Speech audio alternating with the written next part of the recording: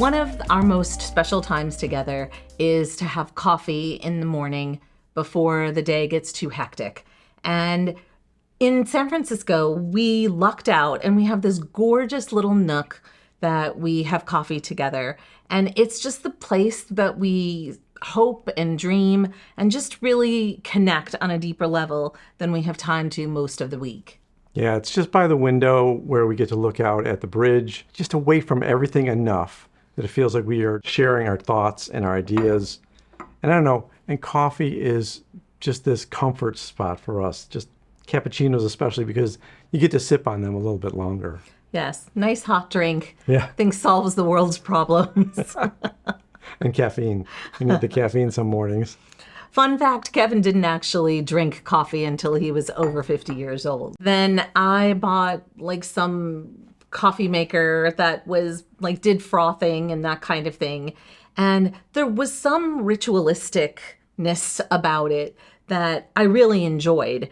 And you got more and more interested. And you were always making, in fact, we started off with mochas because I really wasn't into coffee. So, throw some stuff in there, cover it up. I think the first time I actually had real coffee was in Paris. Went to a really nice patisserie, and I had coffee for the first time without any additions to it. And I really enjoyed it. And it started triggering, well, look at what we're doing here in Europe. We're sitting at coffee shops. The pace is different. Everything feels like we can exhale, like we can just have these deep conversations and discover what are our dreams? What are we going for? Obviously, we have to work our jobs to earn money to do the things we want to do, but it's not all about our jobs. We have to figure out, we're getting up there in age where it's to the point of, I don't want to, okay, I'm getting up in age.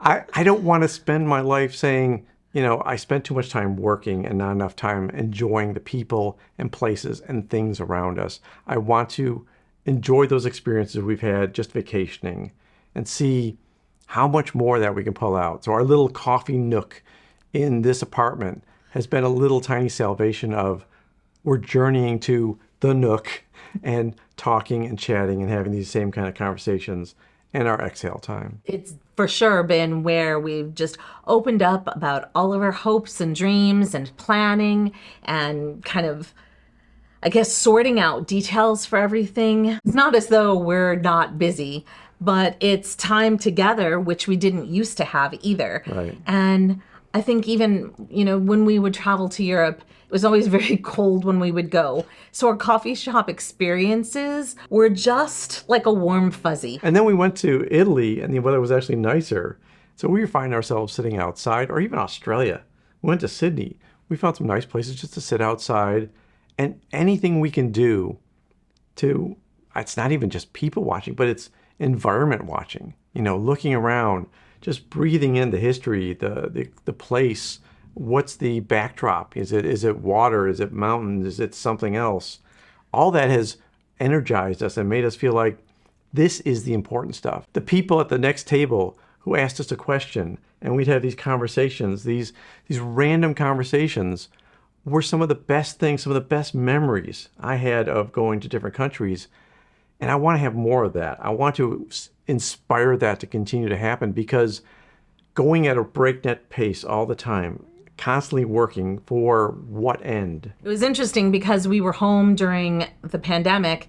You actually took up coffee making instead of me, and we bought a barista style coffee maker, and you've spent a lot of time perfecting the perfect cuppa. It's not just press a button and you have coffee in 30 seconds. It is like a ritual, and it's an opportunity to slow down a little bit and just kind of enjoy the process of making coffee as well as drinking coffee. You're right. I didn't think I would enjoy that part of the process. When people would talk about how detailed their coffee making process was, I used to scratch my head. I was drinking a can of Coke. Now, that ritual, like you said, is part of it. And I have no problem, sometimes she asks me, she goes, do you want me to make the coffee? I'm like, no, it's part of my start of my day. I actually slow down, go through the steps. It's a very manual machine. I do like it, and I do like the fact that we take breaks together. Yes, and our Nook has a view of the Golden Gate Bridge, which is incredible, and beautiful water, very relaxing and grounding. Yeah. And I don't know, it's just like a great experience for us. And I feel like, you know, we still have a lot of years ahead of us, so it's not as though we're retiring anytime soon. But I do think that we're taking some time to reprioritize a little bit. And I don't know about you. When do you find time to dream and think about things and wish? I know for me, like, I didn't prioritize doing that. I felt like I was going, and then crash. And really the idea of slowing down and just like pausing and thinking, what is possible, has really just energized our lives and created something special. And through this channel, we've had the great privilege of connecting with you all and all of the comments and feedback. And it's like, I don't know, I'm not a person who really wants to talk about the weather. I want to talk about, you know, what's really important to you and have meaningful conversations. And I think slowing down a little bit helps us to do that. Yeah, you can't have deep conversations unless you slow everything down. You can't get to the real issues. I don't know, it's sometimes we would talk about solving the world's problems in our little coffee time. But a lot of it lately has been, you know, what are we trying to do with all this? This is an awful lot that we're trying to actually pull off with this move. It's a lot of change. It's a lot of letting go of things. Then holding on to things tighter, like the people in our lives, and maybe prioritizing them more. Because I know for myself, sometimes it's just a lot harder to invite people over and do the meaningful experiences that we want. Yeah. But I think that through kind of being a little bit more clear about what we want from our lives, just kind of helps make different decisions along the way. It certainly gives you another reason to have friends gather. And, you know, the pandemic certainly made that hard, but we found people that we could pull together and have dinner with and have an evening with. And, you know, those are the things that really matter. Some of the sharing that you have done, watching our videos and empathizing with some of our stories or struggles, has been so wonderful, because I think that's what we're trying to do. We're trying to find more connections. We're trying to make these human connections with the rest of the world, as uncomfortable as it may be to experience some of these things, not knowing the language well enough or whatever else. It sounds fun.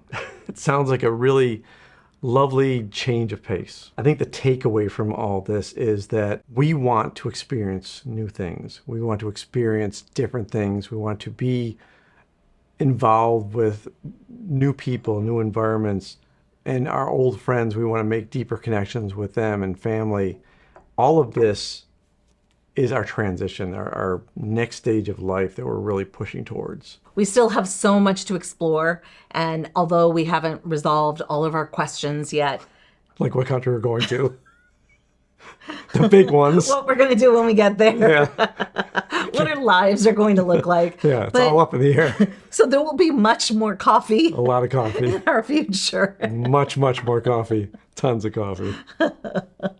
We hope you stick around and continue to join us, and we'd love to hear your comments. Give us a thumbs up on YouTube. It really helps to get the word out about what we're doing and grow our community. And if you're enjoying this channel, please subscribe. If you need to get a hold of us, go to findingginamarie.com. You can get our Twitter information there, or send us an email. Until next time. Until next time.